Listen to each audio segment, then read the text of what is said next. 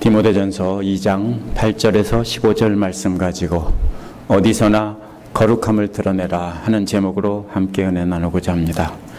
그리스도께서 우리 마음의 중심에 계셔서 선장이 되게 했다면 그 다음에는 모든 사람들, 즉 원수들까지도 위해서도 모든 종류의 기도를 하라는 것이었습니다.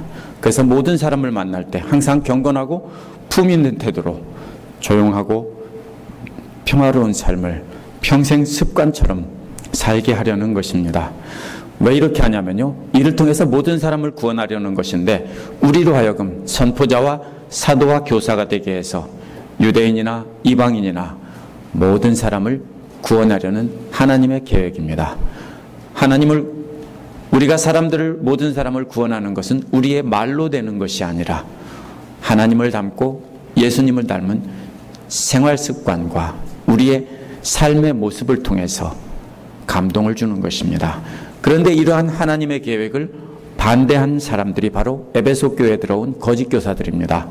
오늘 말씀은 이러한 거짓 가르침에 속아서 교회를 어지럽혔던 사람들에게 경고한 것입니다. 바울은 남자나 여자나 모두 어디서나 진짜 거룩한 모습을 드러내라고 했습니다. 이는 모든 사람을 구원하려는 하나님의 계획을 따라 살려는 것입니다. 하지만 그 초점은 에베소 교회의 여자들에게 있었습니다. 여자들이 먼저 거짓 가르침에 속아서 거짓 믿음으로 남자들을 가르치고 지배하려고 했기 때문입니다. 오늘 말씀을 통해 우리의 거룩함을 점검해보고 어떻게 하면 어디서나 진짜 거룩함을 드러낼 수 있는지 알아보도록 하겠습니다. 첫 번째로 8절에서 10절은 어디서나 거룩함을 드러내라는 말씀이 나옵니다. 먼저 남자들이 해야 할 행동을 말하고 있습니다. 8절은 그러므로 라는 말로 시작합니다. 2장 1절에서 7절에서 나온 원수까지도 포함한 모든 종류의 사람들 앞에 조용하고 평화로운 태도로 대하며 살아가야 함으로 라는 뜻입니다.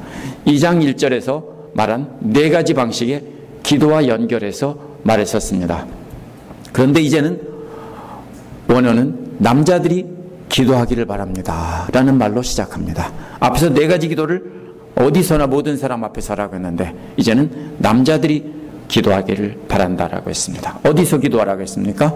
모든 장소에서라고 했는데요, 모든 장소라는 것은 어떤 장소를 말하는 게 아니라 거짓 교사들과 공격하는 대적들이 있는 곳일지라도 그곳에서 남자들은 기도하라고 권면하는 것입니다. 어떻게 기도하라고 했습니까? 거룩한 손을 들어 기도하라는 것입니다. 그런데 원래 유대인들이 기도하는 자세는 일어서서 손을 들고 기도하는 겁니다. 여기까지는 그러니까 특별한 말이 아닙니다. 그냥 기도하라는 뜻입니다.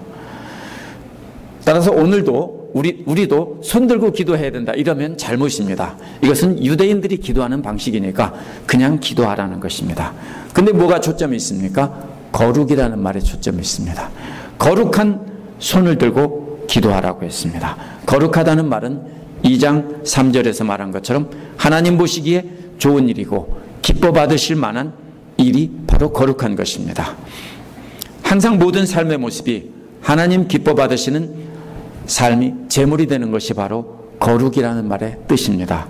그렇다면 어디서나 하나님 기뻐하시는 모습이 될 수 있도록 기도하라는 뜻입니다.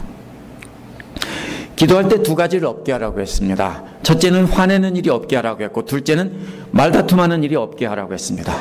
화를 낸다는 말은 속에서 꿈틀거리고 움직인다는 뜻입니다. 특별히 언제 쓰는 거냐면요, 과일이 지나치게 익으면 터지죠. 과일이 지나치게 익으면 즙이 많이 차서 터져버려서 즙이 흘러나옵니다. 바로 우리가 보면 뭡니까? 터진다라고 하죠. 화가 나면은 뚜껑 열린다고 하는 그런 말과 비슷한 말입니다. 그래서 속에서 꿈틀거리던 것들이 화산처럼 빵 터져 나오는 것이 바로 이 화를 내는 일이라는 말의 뜻입니다. 그 다음에 또 말다툼이라는 말은요, 이렇게 화가 난 상태에서 그럼 어떻게 합니까? 가만히 있지 않죠. 막 또 자기 의견을 가지고 말을 하겠죠. 그러면 그것이 바로 이 말다툼이라는 것입니다. 큰 소리로 소리내서 싸우는 것. 이게 뭐 하는 겁니까? 의로운 분노이고 의로운 화를 내는 것입니다. 거짓 교사들이 교회에서 어지럽히니까 그 사람들을 향해서 분노를 터뜨리고 막 논쟁을 하는 모습입니다. 그런데 바울은 뭐라고 했습니까? 하지 말라는 겁니다. 그냥 그 자리에서도 뭐만 하라고요? 손 들고 거룩히 기도만 하고 분노를 터뜨리거나 말다툼하지 말라고요. 우리는 그게 잘하는 줄 알았어요. 그렇죠? 그렇게 해야 된다고. 근데 하지 말라는 거예요. 이 두 가지는 디모데와 에베소 교회 성도들이 교회를 무너뜨리는 거짓 교사들에게 분노를 터뜨리고 말싸움하는 장면입니다.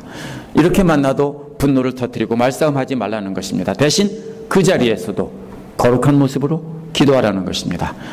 하나님은 대적들 앞에서도 적대감을 보이지 않고 평온한 모습으로 대하면서 거룩한 모습으로 기도하는 모습을 보여줘서 그러한 진정한 거룩한 모습으로 하나님 기뻐 받으시는 제물이 되게 원하시는 것입니다. 그래서 거짓 교사들에게 넘어가지 않도록 해야 되는 것입니다. 우리가 분노를 하고 그들과 논쟁을 하다 보면 그들에게 넘어갈 수밖에 없는 것입니다. 9절은 여자들에게 관한 권면입니다. 이제부터 계속 여자들입니다. 여자들은 죽었습니다. 이제 9절은 원어에서 또 이와 같이라는 말로 시작하는데요. 이 여자들도 남자들과 마찬가지로 라는 뜻입니다. 그럼 뭐 하라는 얘기입니까? 똑같이 여자들도 기도하라는 겁니다. 적대감 대신에 거룩한 모습을 보여주라는 것입니다.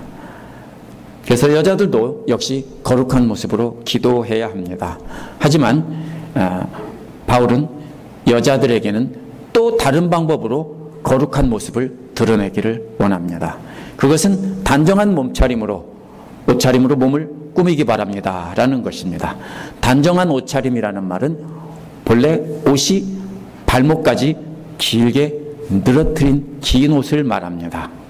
긴 옷으로 단정하게 입으라는 것입니다. 그리스의 옷을 오늘날 어떻게 할 수 있냐면요, 기원 전부터 이 바울 당시에 그런 조각품들이 오늘날도 많이 남아 있고요, 또 바닥에 모자이크, 돌조각, 색깔 있는 돌조각으로 그림을 그려놓은 거, 이런 것들이 남아 있어서 알 수 있습니다. 긴 옷을 입었습니다. 근데 간혹 어떤 게 있냐면요, 한쪽 가슴이 나오거나 한쪽 어깨가 팔이 많이 나오고, 또 어떤 때는 치마에 갈라진 틈으로 다리도 많이 나오고, 이런 옷차림의 동상도 발견이 됩니다. 그렇다면 옛날이나 오늘날이나 이게 뭡니까? 몸을 드러내는 옷차림을 했었다라는 것을 알 수 있습니다. 그러므로 바울은 그렇게 입지 말고 옷을 몸이 보이지 않도록 긴 옷으로 단정하게 꾸미라는 것입니다. 바울이 단정하게 꾸미라고 하면서 두 가지 조건을 말합니다. 소박하고 정숙하게라는 조건을 붙였습니다. 소박하게라는 말은 다른 사람이 볼 때 성적 충동을 일으키지 않도록 몸을 잘 감추라는 말입니다. 속살을 감추라는 뜻입니다. 또 정숙하게라는 말은 내면적인 마음의 성적 충동이나 그런 마음에 흔들리는 모습을 감추라는 것입니다. 뭘 감춥니까? 우리의 모습을 감추고 또 우리의 마음도 감추라는 것입니다. 그래서 몸을 야하게 드러내지 말고 또 유혹하려는 마음도 드러내지 말고 잘 감추라는 것입니다.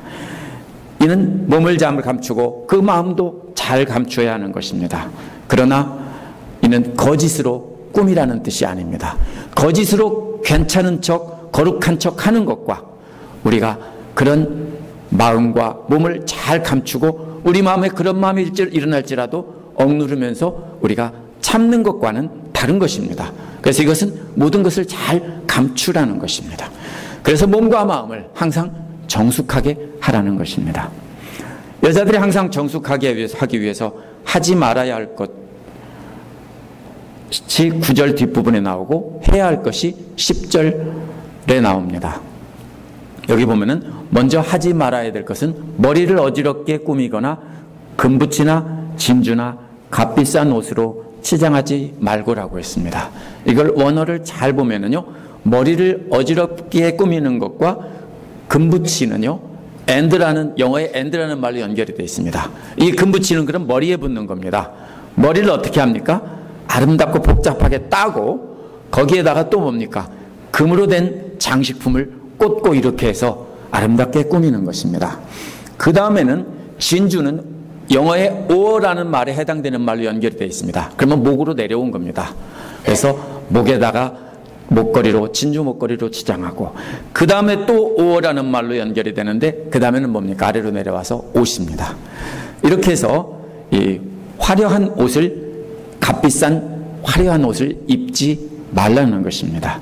그럼 뭡니까 이게? 머리끝부터 장식하고 금을 붙이고 값비싼 보석을 달고 값비싼 옷으로 온몸을 치장하는 것을 하지 말라는 겁니다. 그 대신 해야 될 것이 10절에 나옵니다. 그것은 하나님을 공경하는 여자에게 어울리는 착한 행실로 치장하기 바랍니다 라고 말했습니다. 원문의 문자적인 뜻은 이런 뜻입니다. 여자들에게 옳은 것은 하나님을 공경함을 선포하는 일에 참여하는 것이다, 이런 뜻입니다. 그게 옳다라는 겁니다. 여자들에게는 이게 옳다. 뭐가 옳아요? 치장하는 게 옳지 않고 이게 옳다. 뭐예요? 하나님을 공경한다는 것을 선포하는 일에 참여하는 것이 옳다. 혼자 하는 게 아니라 많은 여자들이 다 그렇게 해야 한다는 뜻입니다. 많은 사람들 앞에서 하나님을 선포해야 되는데 여자들은 말로 선포하지 않고 어떻게 합니까? 하나님을 공경한다는 것을 드러내라는 것입니다. 어떻게 선포합니까? 그것이 바로 착한 행실로 선포하라고 했습니다. 같은 말이 사도행전 9장 36절에 나옵니다. 그 다비다, 도르가라는 여자가 나오는데 선행과 구제하는 일이 심히 많더니라는 말에서 나옵니다. 착하다는 말은 단순히 성품이 착하고 착한 일을 많이 한다는 뜻이 아닙니다. 이 말은 본래 하나님의 속성을 나타내는 말입니다. 하나님은 좋으시다. God is good, 이런 말입니다. 그래서 하나님의 속성입니다. 자신이 선장이 되지 않고 하나님이 그 중심의 선장이 되게 해서 하나님의 인도함을 따라 행하는 것을 바로 착한 행실이라고 합니다. 그러면 우리가 뭐 구제를 많이 하고 기도 많이 하고 이런 것이 아니라 하나님이 중심이 돼서 하나님이 시키는 대로 따라서 행하는 것이 바로 착한 행실입니다. 그래서 그걸 보면 사람들이 와, 저 사람은 하나님을 경배하는 사람이군 하는 것을 저절로 보고 알 수 있도록 그렇게 해야 합니다. 그게 뭡니까? 성경에서 말하는 것은 인내입니다. 사랑으로 인내하는 것입니다. 분노를 터뜨려야 될 것에 남자들도 인내하라고 했는데 여자들도 가장 큰 덕목은 뭡니까? 분노를 터뜨리는 것은 의로운 게 아니에요. 그것은 자기 하고 싶은 대로 자기가 선장이 되는 거고요. 하나님이 중심이 된다면 우리는 그렇게 할 수 없어요.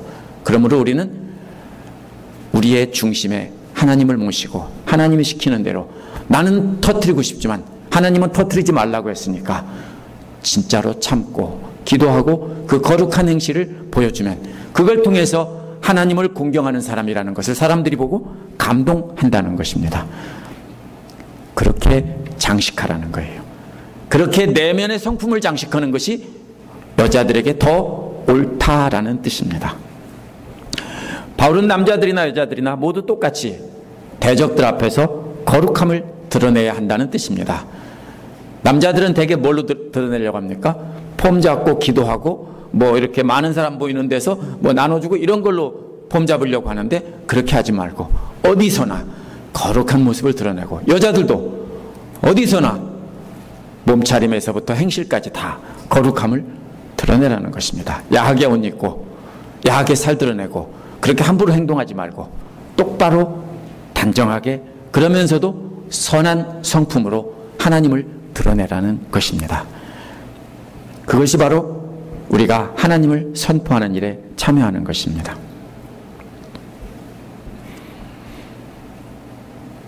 어떻게 하든 간에 결국 아무 말을 하지 않아도 알 수 있는 거룩한 모습으로 원수들과 대적들 앞에 보여주라는 것입니다. 그렇게 하려면 1장 16절에 나온 그리스도 예수께서 끝없이 참아주심의 한 사례를 보여주셨다는 말처럼 우리도 대적들을 만날 때 끝없이 참아야 하는 것입니다. 남자들은 참고 기도하고 여자들은 참고 단정한 옷차림으로 거룩하게 그렇게 행동하라는 것입니다. 결국 똑같은 말입니다. 남자나 여자나 다 인내로 참고 예수 그리스도의 인내로 사랑하며 평온한 모습으로, 평화로운 모습으로 잔잔한 호수 같은 그런 경건함을 보여주어야 한다는 것입니다. 그래야 그걸 보고 사람들이 하나님을 믿게 되고 구원을 받는다는 것입니다. 우리가 입으로 떠드는 것으로 구원받지 않는다는 뜻입니다. 두 번째로 11절에서 14절에 보면 믿음과 사랑과 거룩함 안에 살라는 말이 나옵니다. 이렇게 남자들과 여자들이 어떻게 거룩하게 함을 보여주는가를 말한 뒤에 이제는 계속 여자들에게만 경고를 합니다. 이는 에베소 교회에 큰 문제를 일으킨 여자들에 대한 경고입니다. 이러한 본문의 배경에 따라 본문을 읽어야 하며 이 구절을 가지고 온 세상 모든 믿는 여자들이 모든 역사를 통틀어서 다 무조건 여자들은 입담으로 이 소리는 아닙니다. 보통 그렇게 말합니다. 그래서 여자들은 아무것도 하면 안 돼. 입담으로. 여자들이 어디 암탉이 울면 집안이 망해. 이런 말 다 거짓말이에요. 성경은 그렇게 말하고 있지 않습니다. 여기서는 상황에 맞춰서 읽어야 돼요. 이게 무슨 얘기입니까? 디모데전서 5장 13절에 보면 바로 뒤에 나옵니다. 그들은 게으름을 익혀 집집으로 돌아다니고 게으름뿐 아니라 쓸데없는 말을 만들며 마땅히 아니할 말을 하나니라고 했습니다. 이게 게으름을 익혔다는 말이 뭐예요? 자기들이 하나님 말씀을 배웠으니까 거룩한 사람이 된 거예요. 그래서 일도 안 하고 뭐만 합니까? 집집마다 찾아다니면서 신방한다는 얘기예요. 그래서 뭐 해요? 쓸데없는 말을 해가지고서는 떠들어가지고서 교회를 다 어떻게 한다고요? 어지럽히고 있다고요. 그게 그 소리예요. 그러면 전도사나 뭐 이렇게 해서 뭐 신방 다니고 이거 하지 말라는 뜻이 아니에요. 여자들이 주제가 넘어서 자기들이 조금 배웠다고 안다고 설치고 다니면서 집집마다 다니면서 이렇게 잔소리하고 쓸데없는 말하고 이렇게 아는 척하고 이래서 말썽을 일으키고 있다라는 뜻입니다. 그래서 11절에서 바울은 여자는 조용히 언제나 순종하는 가운데 배워야 합니다라고 했습니다. 언제나 순종하는 가운데라는 말은 항상 순종하라는 뜻이 아닙니다. 이거는 뭐냐면요, 언제나라는 말은 all이라는 뜻입니다. 그래서 영어의 ESV나 NASB나 NIV는 표현은 조금씩 다르지만 all, entire, full 이런 말을 썼습니다. entire submission, full submission, all submission 이런 말입니다. 이게 어떤 시간을 말하는 게 아니라 100%의 순종을 말하는 것입니다. 100%의 순종으로 조용히 배워야 합니다 라고 했습니다. 그러면 뭡니까? 물론 에베소 교회 남자 지도자들에게 순종하며 배우라는 뜻일 수도 있습니다. 그것도 그렇게 해야 되죠. 하지만 더 중요한 것은 앞에서 나온 문맥을 보면 자기가 자기의 선장이 되지 말고 하나님이 선장이 되게 하라는 뜻입니다. 그래서 하나님의 인도에 100% 순종하라는 뜻입니다. 그런데 여자들이 거짓 교사들에게 조금 배우고 나서 뭘 안다고 다니면서 여기저기 동네방네 설치고 다니면서 떠들고 가르치고 다닌 것입니다. 이게 에베소 교회의 상황입니다. 12절은 원어에서 그러나라는 말로 시작합니다. 조용히 배운다고 해도 하나님 말씀을 좀 알게 되면 그 다음엔 좀 있으십니다. 그렇죠? 알게 되면 좀 있으셔서 뭐 하고 싶어요? 가르치고 싶어요. 그래서 바울은 여자가 남자를 가르치거나 지배하는 것은 나는 허락하지 않습니다. 이렇게 말하고 있습니다. 가르치고 나면 다음 단계는 사람들을 지배하려고 합니다. 사람들은 다 똑같습니다. 어디서나. 목회자들도 조심해야 될 것이 가르치고 나서 지배하려고 하는 겁니다. 물론 당연히 성경을 가르치고 성경으로 안내를 해야 되지만 유명한 목회자가 되면 뭐까지 지배하려고 하냐면요, 정치, 경제, 모든 일반 사회 모든 것까지 전문가 영역까지 다 목사가 다 하는 것처럼 나서는 경우가 많이 있습니다. 실수하는 겁니다. 누구나 다 마찬가지입니다. 가르치고 나면은 그 다음에 뭘 하고 싶어 해요? 지배하고 싶어 합니다. 그래서 지배하는 것을 허락하지 않는다는 것은 현재형입니다. 나는 지금 여자들이 지배하는 것을 허락하지 않습니다. 이 말입니다. 에베소 교회에 문제를 일으킨 여자들에게 저런 여자들이 교회를 지배하는 것을 나는 허락하지 않습니다. 이런 뜻입니다. 그런데 많은 학자들이 이걸 가지고요, 영원한 진리를 나타내는 현재형이다 이렇게 해석해가지고 뭐라고 하냐면요, 이것은 온 인류 모든 사람에게 적용되는, 모든 여자들은 다 뭐냐, 지배하면 안 되고 말하면 안 되고 가르치면 안 되고 이렇게 해석합니다. 하지만 그것도 맞을 수 있어요. 그렇지만 더 중요한 것은 뭐예요?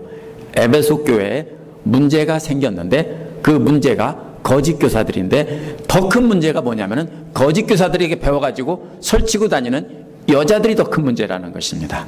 그래서 그 여자들에게 지금은 조용히 할 때다. 지금은 가르치고 떠들고 남자들 지배하려고 설칠 때가 아니다. 나는 그거 용서 못한다. 이런 뜻입니다. 성경은 항상 어떤 일이 있었는지 살피고, 특히 편지는 특히 그렇습니다. 어떤 일이 있었기 때문에 쓴 것이지 어떤 평범한 교리를 일반적으로 가르치기 위해서 쓴 것이 아닙니다. 항상 그 문제를 가지고 읽어야 되고 전후 문맥을 따라 읽어야 합니다. 여자들이 가르치는 것은 남자를 가르치는 것을 금한 것입니다. 또 남자들을 지배하는 것을 금한 것입니다. 왜냐하면 젊은 여자들과 어린아이들과 어린아이들은 나이든 여자에게 배워야 된다고 바로 뒤에서 말하고 있기 때문에 이것은 아예 가르치지 말라는 뜻이 아니라 남자들을 가르치지 말라는 뜻입니다. 남자들에게 가르치는 것을 금한 것은 에베소 교회에서 말썽을 부리던 여자들이 교회 전체의 주도권을 잡고 지배하려고 했기 때문입니다. 절대로 모든 시대와 장소를 뛰어넘어서 무조건 적용되는 불변의 진리는 아닙니다. 물론 제가 속한 서든 베프티스트에서는 이것을 불변의 진리로 해석합니다. 그렇지만 저는 그렇게 생각하지 않습니다. 바울은 로마서 16장 2절에서 베베에게 로마서를 보내면서 뭐라고 했냐면 너희는 주 안에서 성도들이 합당한 예절로 그를 영접하라고 했는데 로마서 설교할 때 뭐라고 했습니까? 성도가 세인츠라는 뜻인데요. 이 말은 뭐냐면요. 복음을 전하고 가르치고 전하던 사도와 선지자 이런 사람들을 세인츠라고 불렀습니다. 그런 복음 전하는 자의 합당한 예우로 영접하라는 얘기는 베베가 가르칠 텐데 베베가 로마서를 들고 와서 가르칠 텐데 합당하게 영접하고 잘 배우라 이 뜻이었습니다. 그러면 바울은 여자가 남자를 가르치는 것을 금하지 않았습니다. 또 누가 나옵니까? 사도행전에 보면 브리스길라와 아굴라가 나옵니다. 19장 26절에 보면 어떻게 했습니까? 브리스길라와 아굴라가 그가 회당에서 담대히 말하기를 시작하거늘 그는 누구냐면 아폴로입니다. 브리스길라와 아굴라가 듣고 데려다가 하나님의 도를 더 정확히 풀어 이르더라고 했습니다. 근데 브리스길라와 아굴라가 부부가 합동으로 가르쳤다고 했는데 맞습니다. 합동으로 가르쳤는데 원래 유대인들이나 이방인들이나 여자 이름을 앞에다 쓰는 법이 없습니다. 오늘날은 그렇게 쓰는지 모르지만 당시에는 반드시 남자 이름을 먼저 씁니다. 그런데 여자 이름을 앞에 쓴 특별한 예외는 뭔가 브리스길라가 특별하다는 겁니다. 브리스길라가 먼저 믿었고 브리스길라가 더 믿음이 좋고 더 유명한 지도자였다라는 것을 나타냅니다. 그렇다면요, 여기서도 브리스길라가 아폴로, 남자인 아폴로, 그것도 유명한 웅변가이고 아주 성경을, 구약 성경을 잘 알던 전문가인 아폴로를 데려다가 가르쳤습니다. 그렇다면 이 구절은 오늘날 모든 여자들에게 다 입 다물라라고 하면은 잘못 읽은 것입니다. 골로새서 3장 16절에서도 서로 가르치고 권면하라고 했습니다. 가르치는 것 자체가 문제가 아니라 에베소 교회에서 잘못된 가르침을 배워가지고서 설쳐대면서 남자들을 가르치고 지배하고 교회의 주도권을 잡아서 교회를 무너뜨리고 있기 때문에 입 다물라고 소리치고 있는 것입니다. 13절은 왜냐하면이라는 말로 시작합니다. 왜 여자들은 조용히 배우기만 하고 남자들은 가르치거나 지배하지 말아야 하는가 하면 이란 뜻입니다. 그 첫째 이유가 아담이 먼저 지으심을 받고 그 다음에 하와다라고 했습니다. 그런데 원어를 직역하면 아담이 먼저 흙으로 빚어졌고 그 다음은 하와 이렇게 되어 있습니다. 그러면 어떤 학자들은 이게 말이 안 된다고 생각합니다. 이게 여자들은 잠잠하라는 이유가 말이 안 된다고 생각해요. 그러면 이렇게 말합니다. 그러면 동물들이 아담보다 먼저 지었으니까 그럼 아담은 동물들에게 순종해야 되느냐? 이게 시간 순서를 나타내는 것이 아닙니다. 성경을 모르고 하는 소리예요. 여기서 뭡니까? 하나님께서 아담을 하나님의 형상으로 지으시고 아담이 혼자 있는 것이 좋지 못해서 아담을 돕는 배필로 그 다음에 하와를 지었다는 것이지 이것이 아담이 먼저기 때문이고 하와가 나중이기 때문이 아니라 하나님의 창조 원리에 따르면 아담을 먼저 지었고 하와는 아담을 돕는 배필로 함께 도와가며 살도록 지었다, 이런 뜻입니다. 그럼 뭔 소리예요? 하나님의 창조 원리에 따르면 남자가 우선이다, 이 소리입니다. 그런데 거짓 교사들이 들어와서 잘못된 가르침을 가르친 것을 가지고 선장 노릇하려고 하는 이 여자들 때문에 너희들이 선장 노릇만 안 하고 조용히 있으면 교회는 조용해진다, 이런 소리입니다. 그래서 이 에베소 교회 여자들이 이렇게 먼저 배우고 설치되자 거짓 교사들은 더 신이 나서 여자들을 데리고 더 많이 가르쳤을 것입니다. 14절은 아담이 속임을 당한 것이 아니라 여자가 속임에 당하고 죄에 빠진 것입니다 라고 했습니다. 사실 여자만 죄에 빠진 것이 아니라 남자도 빠졌습니다. 그런데 바울이 여자가 먼저 속임을 당하고 죄에 빠졌다는 것입니다.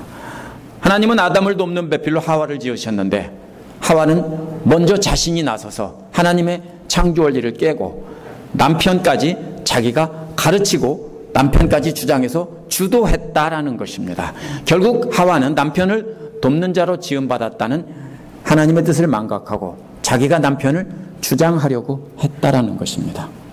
여기서 속임을 당했다는 말은 남자가 속임을 당했다는 말과 다른 말입니다.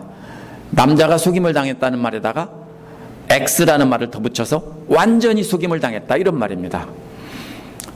바른 길을 따라가지 않고요, 그 곁길로 샜다라는 뜻이에요. 하나님의 길을 따라가야 되는데 옆길로 샜다라는 것입니다. 그래서 진창길에 빠졌다라는 뜻입니다. 왜 그렇습니까? 일반적으로 여자들이 남자들보다 언어 능력과 의사소통 능력이 탁월합니다. 그렇죠? 예를 들면 제가 처음에 왔을 때 제가 제 아내보다 영어를 잘하는데도 제 아내 영어 한마디도 못해도 얼마에서 눈치로 때려잡고 뭐라고 하는지 다 알아요.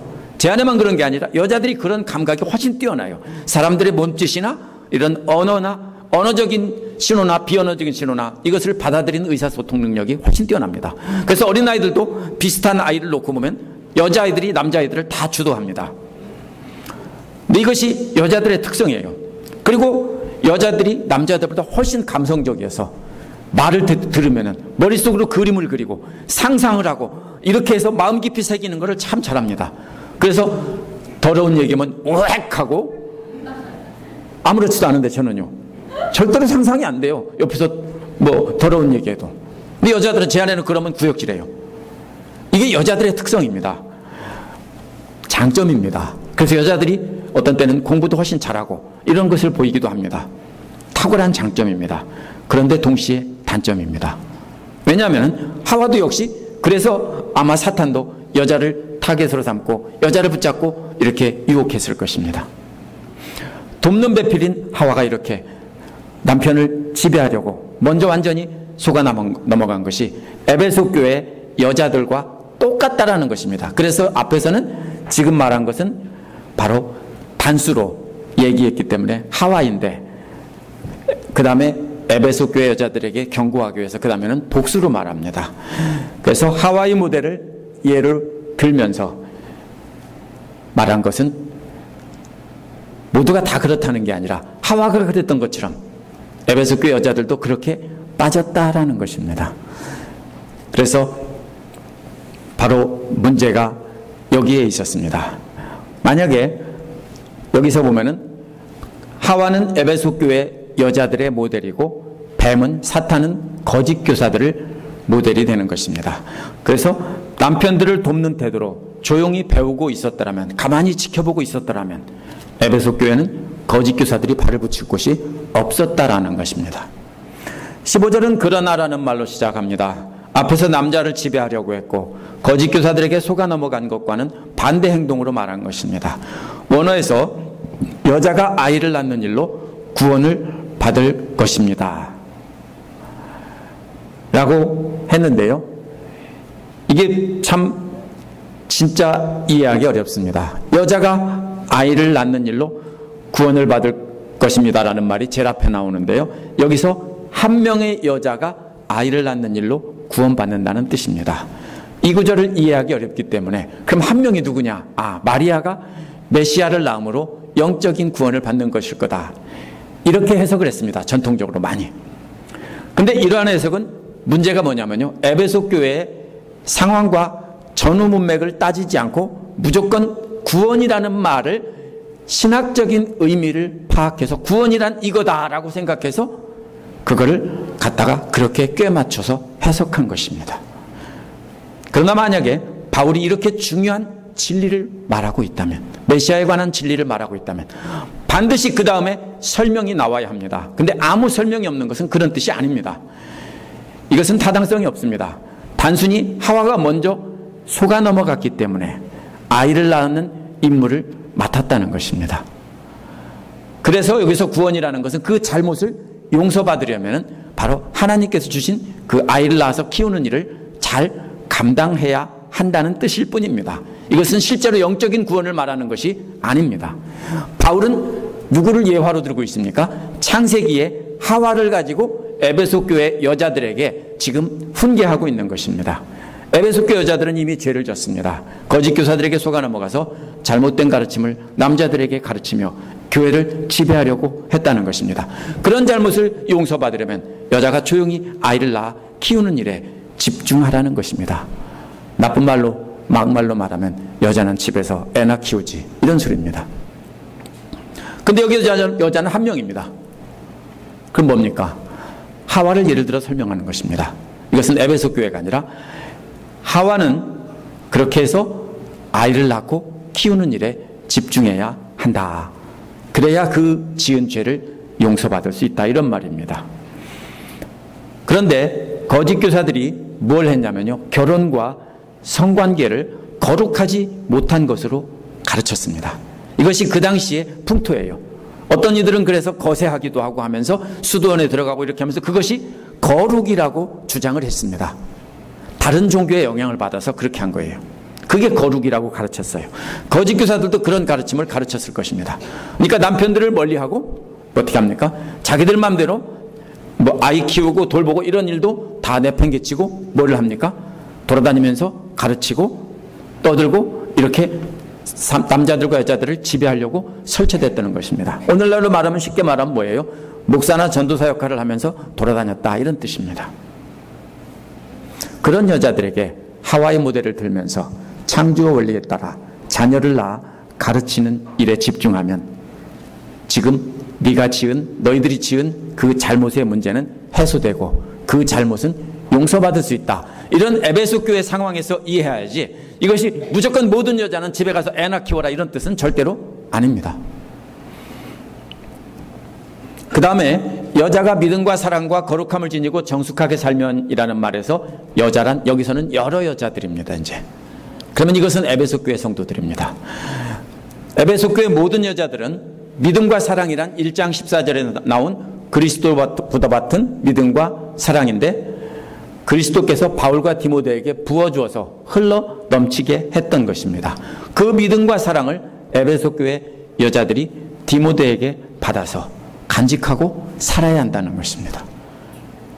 엉뚱한 데서 배워가지고 떠들지 말고 누구한테 배우라고요?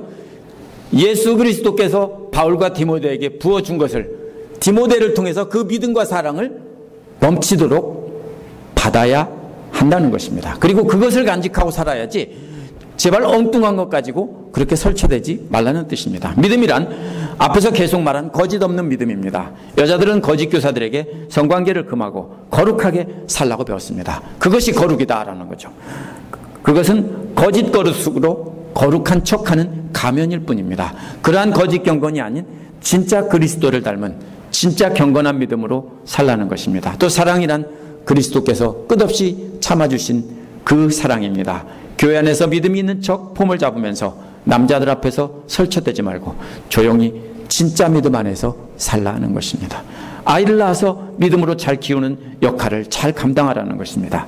그러면 하와가 그 잘못을 아이를 낳음으로 용서받을 수 있는 것처럼, 죄값을 치른 것처럼 에베소 여자들도 교회를 어지럽힌 그 죄값으로 아이를 잘 키우면 그게 용서가 될 것이다, 이런 뜻입니다.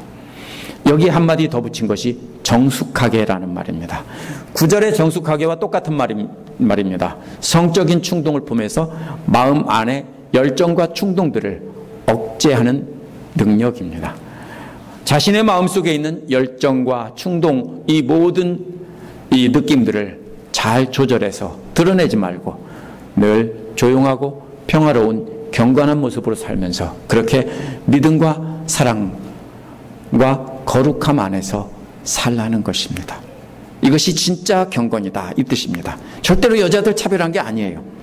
오늘 말씀에서 남자들에게는 분노와 다툼을 품고 사람들을 대하지 말라고 했고 항상 원수까지도 불쌍히 여기는 마음으로 사랑하는 마음을 드러내며 진정한 거룩함을 드러내라고 했습니다. 여자들은 몸을 드러내거나 성적인 충동을 드러내지 말고 외모가 아닌 내면의 아름다움으로 진정한 거룩함을 드러내라고 했습니다. 표현은 다르지만 남자나 여자나 하나님을 중심에 모시고 그분이 선장되도록 해서 진정으로 하나님을 예배하는 자의 모습을 보여주라는 것입니다. 초점은 하나님을 예배하는 자를 진정으로 믿지 않는 자들에게나 거짓 그리스도인들에게도 보여주라는 것입니다. 오늘 말씀에서 에베소 교회의 여자들이 잘못을 주로 지적한 것은 여자들이 거짓 교사들에게 속아서 자신들이 하나님과 그리스도를 밀어내고 자신들이 선장이 되었기 때문에 한 말입니다. 이 구절을 가지고 여자들은 무조건 조용히 하라, 여자들은 무조건 입 다물라 하면은 성경을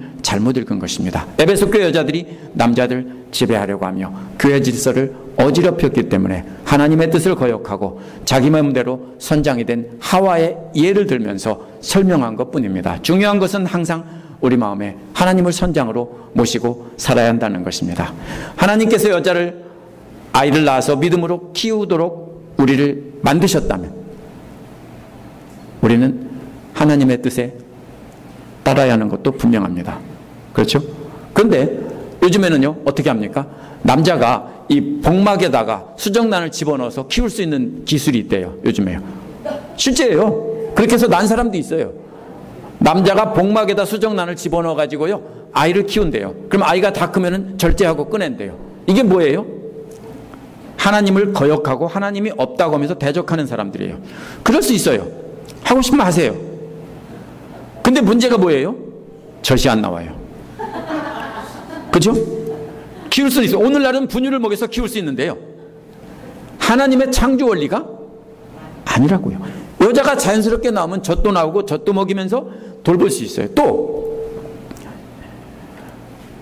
이게 뭐예요? 여자가 훨씬 더 섬세하기 때문에 아이를 잘 돌볼 수 있어요. 사랑하는 마음도요 자기 속으로 낳은 아이이기 때문에 솔직히 말해서 아빠보다는 엄마가 나아요. 그렇죠? 애들도 아빠는 없어도 사실 그냥 그런데 엄마 없으면 안 돼요. 맞죠? 엄마 없으면 진짜 안 돼요. 그러면은 이게 하나님의 창조 원리라고요. 근데 요즘 자꾸 페미니스트들은 뭐라고 합니까? 이거를 부정하려고 하면 안 돼요. 그렇죠? 이거를 부정하면 안 돼요. 애 다 키워놓고 다른 거 하면서 그 다음에 뭘 하겠다면 모르지만은 이거를 밀어놓고 나서 자기들 마음대로 설치면서 남자보다 위다 이렇게 하는 것은 그것은 옳지 않습니다. 만약에 여자가 대통령이 된다면 남자는 내조를 할 수 있습니다. 그러나 그런 여자들도 남편을 대통령으로 세우고 자신이 내조하고 싶은 경우가 있다면 그렇게 하는 것이 좋다는 것입니다. 중요한 것은 남자가 위냐 여자가 위냐라는 것이 아니라 하나님을 선장이 되게 하시고 우리는 하나님이 인도하시는 그 창조 원리와 그 인도하심에 조용히 따라가야 한다는 것입니다. 그러므로 오늘 말씀의 초점은 여자들은 잠잠하라가 아니라 누구나 성경을 많이 배우게 되면 그 다음에는 가르치고 싶어 하는데 가르치고 나면은 거기서 멈추면 참 괜찮은데 그 다음에는 지배를 하려고 합니다. 진짜 조심하셔야 됩니다. 특히 다른 사람들을 말씀으로 가르치셨다면 그 다음에는 교만해져서 내가 어른이다라고 하면서 다른 사람을 지배하려고 합니다. 그러나 예수님은 한 번도 그렇게 하라고 한 적이 없습니다. 그건 어떤 원리냐면 세상 사람들의 원리입니다. 만약에 우리 교회에서 하나님 말씀을 많이 배운 사람이 어른이 되어서 지배하려고 하고 뭔가 왕초노로 달라온다면 망할 사람입니다. 성경을 모르는 사람입니다. 제가 분명하게 말합니다. 성경은 그렇게 말하고 있지 않습니다. 알면 알수록 어떻게 합니까? 겸손히 순종하고 낮아져서 섬겨야 되지 어른이 돼서 잡고 흔들라고 하지 않았습니다. 근데 많은 교회에서 알게 되면 어떻게 됩니까? 그 다음에 쥐고 흔들려고 합니다. 문제가 여기에 있습니다. 그건 세상 사람들의 마음이고 예수님의 가르침이 아닙니다. 예수님은 가르치는 자가 지배하라고 하지 않았습니다. 높아지고 싶은 사람이 있으면 섬기는 자가 되고 십자가를 지고 예수님을 따라오라고 했지 한 번도 왕촌으로 타라고 하지 않았습니다. 근데 어디 가나 가르치면요 조금 있으면 다 콧대가 높아져 가지고요 애매하고 사람들을 지배하려고 그래요. 어디 가나 다 그래요. 남자건 여자건 동서고금을 막론하고 다 그렇습니다. 근데 이것은 뭐냐면요 쉽게 말하면 하나님 보시기에 예수님 보시기에 진짜로 재수 없는 일이에요. 진짜예요. 이거는요 하나님의 뜻이 아니라고요. 그러므로 성경을 우리가 잘 배워야 돼요. 성경을 어기고 조금 배워서 자기가 왕촌으로 타려고 그런 마음이 자꾸 일어날 수 있어요. 근데 그러면 나는 정말로 하나님 보시기에 진짜 왕제수구나. 기뻐 받으시는 재물이 아니라 그러면 아무 소용없어요. 그렇죠? 그거 알고 배우고 가르치는 거 아무 소용없어요. 우리는 진짜 조심해야 됩니다. 우리가 자신을 높이고 다른 사람에게 영향력을 행사하려는 지도자가 되려고 한다면 그 사람은 틀림없이 거짓 교사들에게 잘못 가르침을 배운 것입니다. 우리 모두 거짓 없는 진짜 믿음과 한없이 인내하는 사랑과 진짜 거룩함 안에서 늘 살면서 어디서나 누구를 만나든지 우리는 항상 진짜 거룩함, 우리 주님이 보여주신 그 거룩함을 드러내고 살아야 합니다. 기도하겠습니다.